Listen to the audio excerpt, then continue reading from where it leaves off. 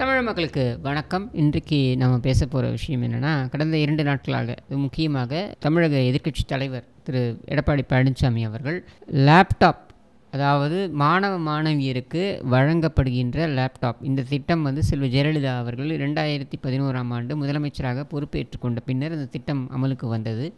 ஒவ்வொரு ஆண்டும் மாணவர்களுக்கு இந்த லேப்டாப் வழங்குவது அப்படின்றதை அமலுக்கு கொண்டு வந்தார்கள்.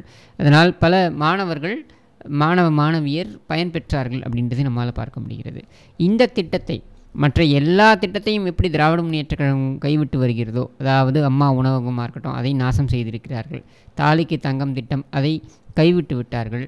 இந்த மாதிரி அம்மா உப்பு, இது மாதிரி பல்வேறு அம்மா குடிநீர், இது மாதிரி பல்வேறு விஷயங்களை கைவிட்டு விட்ட நிலையில் இன்றைக்கு இந்த லேப்டாப் அப்படின்றதையும் இது வரைக்கும் கொள்முதல் செய்யவில்லை அப்படின்னு நமக்கு தெரிய வருகிறது. இதை நம்மளுடைய எதிர்க்கட்சி தலைவர் திரு எடப்பாடி பழனிசாமி அவர்கள் அதை குறிப்பிட்டு ஒரு கண்டனம் தெரிவித்து அறிக்கையும் விட்டிருக்கிறார். தயவு செய்து இந்த லேப்டாப்பை உங்கள் படத்தையோ கருணாநிதி படத்தையோ அதை ஒட்டியாவது கொடுங்கள் அப்படின்னு சொல்லி அவர் பொருள்பட அவர் அறிக்கையை வெளியிட்டிருக்கிறார். இதை உள்ளபடியே நான் வரவேற்கிறேன். ஏன் அப்படின்னா, நீங்கள் கொண்டு வரக்கூடிய பல்வேறு திட்டங்களில் இருக்கக்கூடிய நன்மைகளை காட்டிலும் இந்த லேப்டாப் போன்ற திட்டம் மாணவ மாணவியருக்கு மிகப்பெரிய உதவியாக இருந்திருக்கிறது அப்படின்றத நம்மால் பார்க்க முடிகிறது. அவர்களுடைய கல்வி தேவைகளுக்கு, அவர்களுடைய அந்த ஆக்சசிபிலிட்டி, அவங்க ஆன்லைனில் போய் பல்வேறு விஷயங்களை தேடி பெற்றுக்கொள்வதற்கு இந்த லேப்டாப் பெரிதும் உதவுகிறது அப்படின்றத நம்மால் பார்க்க முடிகிறது. இதற்கு இவர்கள் சொல்லக்கூடிய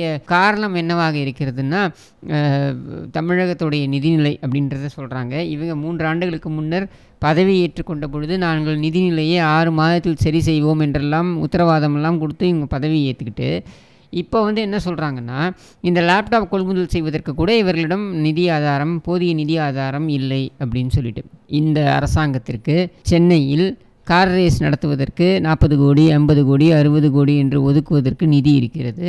இந்த அரசாங்கத்திற்கு 200 கோடி ரூபாய்க்கு வெறும் கட்டிடம், அதுவும் பார்த்தீங்கன்னாக்கா மழை வந்தால் ஒழுகுகின்ற கட்டிடம் கட்டி கலைஞர் நூலகம் அப்படின்னு கட்டுவதற்கு இவர்களிடம் நிதி இருக்கிறது. வீணடிப்பதற்கு நிதி இருக்கிறது. இவர்களுக்கு நூற்றாண்டு விழா, கருணாநிதி நூற்றாண்டு விழா என்கிற பெயரில் பல கோடி ரூபாய் செலவு செய்வதற்கு நிதி இருக்கிறது. ஆனால் இவர்களுக்கு, இந்த மாணவர்களுக்கு லேப்டாப் கொடுப்பதற்கு நிதி இல்லை அப்படின்றதை ஏற்றுக்கொள்ளும்படியாக இருக்கிறதா? அப்போது இது என்னென்னா, மாணவ மாணவியர் அவர்களுக்கான சலுகைகள், இதை பறிக்கின்ற ஒரு விஷயமாக தான் இதை பார்க்க வேண்டியதாக இருக்குது. அடுத்தது இவங்க எதையெல்லாம் பறிப்பார்கள்? ஏன்னா செல்வி ஜெயலலிதா இருந்த பொழுது மாணவ மாணவியருக்கு இலவச சீருடை, இது நெசவாளர்களுக்கு உதவுகின்ற வகையில் கூட அது அமைந்திருக்கலாம். அந்த இலவச சீருடை, அதை அடுத்தது நிறுத்தப் போகிறார்களா? பாட புத்தகங்கள் இலவசமாக கொடுத்தது, அதை நிறுத்தப் போகிறார்களா? ஸ்கூல் பேக்லேருந்து எல்லாமே நம்ம இலவசமாக கொடுத்தாங்க, அதை நிறுத்தப் போகிறார்களா அப்படின்லாம் கேள்வி வருகிறது. நான் கடந்த முறை வீடியோவில் சொன்னதை தான் திரும்ப திரும்ப ஒவ்வொரு வீடியோவிலையும் பதிவு பண்ணுறேன். இவங்களுக்கு சம்பளம் கொடுப்பதற்கே, அதாவது அரசாங்க ஊழியர்களுக்கு சம்பளம் கொடுப்பதற்கே இங்கே நிதி நெருக்கடி இருக்கிறது. அப்படின்னும் பொழுது எல்லா வரிகளையும் உயர்த்தி விட்டார்கள். சொத்து வரியை உயர்த்தி விட்டார்கள், மின்சார கட்டணத்தை உயர்த்தி விட்டார்கள். இப்படி எல்லாவற்றையும் உயர்த்தி வசூல் செய்து கொண்டிருக்கின்ற நிலையிலும் கூட இவர்களால் அரசாங்கத்திடமிருந்து மக்களுக்கு மக்கள் நல திட்டங்கள் என்று வழங்கப்பட்டு வருவதை கொடுக்க முடியவில்லை முழுவதுமாக என்றால் இவர்கள் என்ன மாதிரியான ஆட்சியை நடத்தி கொண்டிருக்கிறார்கள் அப்படின்றது தான் கேள்வி. நீங்கள் 2006 தேர்தல் சமயத்தில் அப்பொழுது முதலமைச்சர் வேட்பாளராக இருந்த திரு கருணாநிதி அவர்கள் கொடுத்த வாக்குறுதி என்ன அப்படின்னாக்கா, இந்த இலவச கலர் டிவி. செல்வி ஜெயலலிதா அவர்கள் 91, 96 காலகட்டத்தில் பார்த்தீங்கன்னாக்கா இந்த கலர் டிவியை ஒவ்வொரு பஞ்சாயத்துக்கும் வழங்கி மக்களுக்கு செய்திகள் சென்று சேருவதற்கு, மக்களுக்கு தகவல்கள் சென்று சேருவதற்கு உதவியாக இருக்கும் என்று கொண்டு வந்தார். அதை விரிவாக்கி இவங்க கொடுத்த உத்தரவாதம் என்னென்னா, இலவச கலர் டிவி.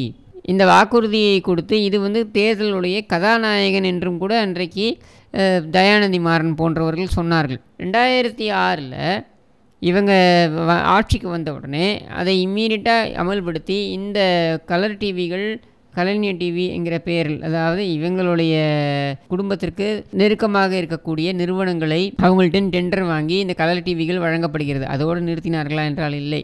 இந்த கலர் டிவி வழங்கினால்தான் இவங்களுடைய கேபிள், அதாவது சுமங்கலி கேபிள்னு இவங்க வச்சுருந்தாங்க இல்லையா, இப்பவும் வச்சுருக்காங்களே, அதை இவங்க பரப்புரை செய்ய முடியும். அப்போது கலர் டிவி உங்களுக்கு இலவசம் என்றால் அதற்கு கொடுக்கக்கூடிய கேபிள் அப்படின்றது மூலமாக கட்டணம் யாருக்கு போகும்? கருணாநிதி குடும்பத்திற்கு போகும். இதுதான் இவர்களுடைய திட்டம். அப்போ இவர்கள் மக்கள் நலன் என்று கொடுக்கின்ற திட்டம் கூட தங்களுடைய குடும்பத்தை எப்படி வளப்படுத்திக் கொள்வது அப்படின்றதற்காகத்தான் இவர்கள் யோசிக்கிறார்கள் அப்படின்றது தெளிவாகிறது. இந்த கலர் டிவியால் என்ன பெரிய பயன் இருக்க முடியும்?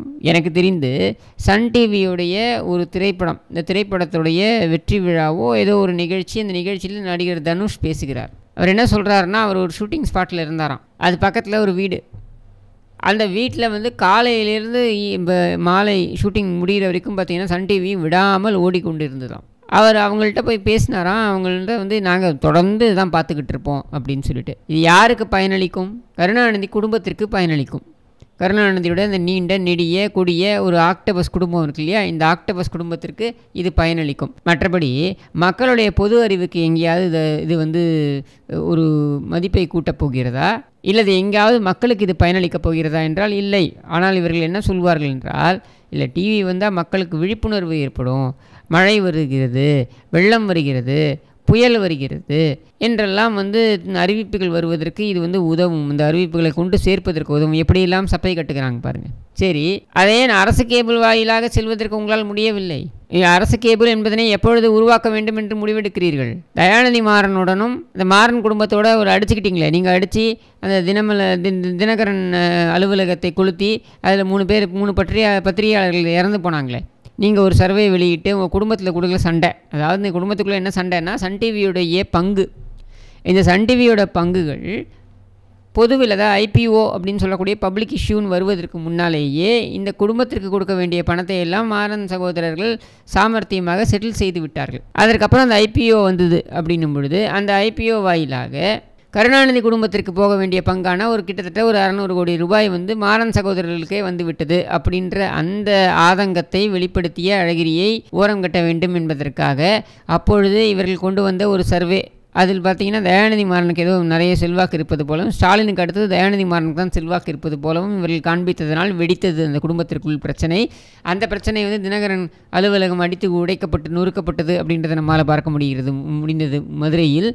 இந்த பிரச்சனையின் அடிப்படையில் அரசு கேபிள் என்பதனை கொண்டு வர வேண்டும் என்று கருணாநிதி முன்னெடுக்கிறார். இந்த குடும்பத்துக்குள்ள பிரச்சனை என்பதனால மிரட்டுவதற்காக, அதாவது மாறன் சகோதரர்களை மிரட்டுவதற்காக, இந்த கேடி சகோதரர்கள்னு சொல்லப்படுகின்ற கலாநிதி தயாநிதி இந்த இருவரையும் மிரட்டுவதற்காக கொண்டு வரப்பட்டது தான் இந்த அரசு கேபிள் என்கிற அந்த யோசனை. இந்த யோசனையை செல்வி ஜெயலலிதா கையில் எடுக்கிறார். ஏன் அவர் கையில் எடுக்கிறார்? மிக தெளிவாக இந்த குடும்பத்துடைய டாமினேஷன் என்பது ஒழிக்கப்பட வேண்டும் அப்படின்றதுக்காக கையில் எடுக்கிறார். தன்னுடைய சுயநலத்துக்காகவும் தன்னுடைய சுயலாபத்திற்காகவும் அவர் கையில் எடுக்கிறாரா என்றால் இல்லை.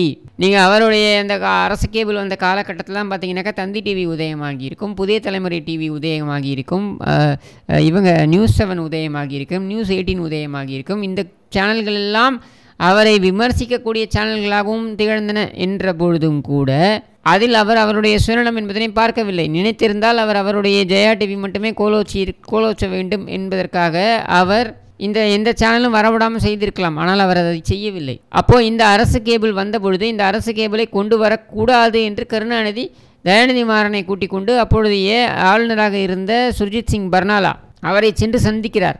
சந்தித்து இதற்கு நீங்கள் அனுமதி கொடுக்காதீர்கள், இந்த மசோதா நிறைவேறுகிறது என்றால் அதற்கு நீங்கள் அனுமதி கொடுக்காதீர்கள் என்று பேசுகிறார். அப்போ தெரிந்து கொள்ளலாம் எந்த அளவுக்கு இவர்கள் சுயநலமாக இருந்தார்கள் என்று. இப்படி கொண்டு வரப்பட்ட அந்த கலர் டிவி பார்த்திங்கன்னா யாருக்கும் பயனில்லை, இந்த குடும்பத்திற்கு மட்டும்தான் பயன். பல ஆயிரம் கோடி ஆண்டிற்கு இந்த குடும்பத்திற்கு சந்தாவாக வழங்கப்பட்ட தண்டமாக வழங்கப்பட்டது அப்படின்னு நம்ம எடுத்துக்கிட்டாலும் கூட அதற்கப்புறம் அமைந்த செல்வி ஜெயலலிதா அவர்களுடைய ஆட்சியில் இலவச கறவை மாடுகள், ஆடுகள் அது இன்றைக்கு கைவிடப்பட்டிருக்கிறது. அம்மா உணவகங்கள் அவை பயனற்ற நிலைக்கு சென்று கொண்டிருக்கிறது. அம்மா குடிநீர் என்பதற்கு மூடு விழா, அதற்கு பதிலாக ஸ்ப்ரிங் மினரல் வாட்டர் என்று முதலமைச்சருடைய குடும்பத்தினர் அவருடைய மனைவிக்கு சொந்தமான அந்த நிறுவனம் அவங்க நடத்துகிறாங்க. அம்மா உப்பு என்பது பின்னுக்கு தள்ளப்பட்டு விட்டது. மீண்டும் கார்ப்பரேட்டுகளான டாடா போன்றவர்களுடைய டாடா சால்ட்டு கோல வச்சலாம்.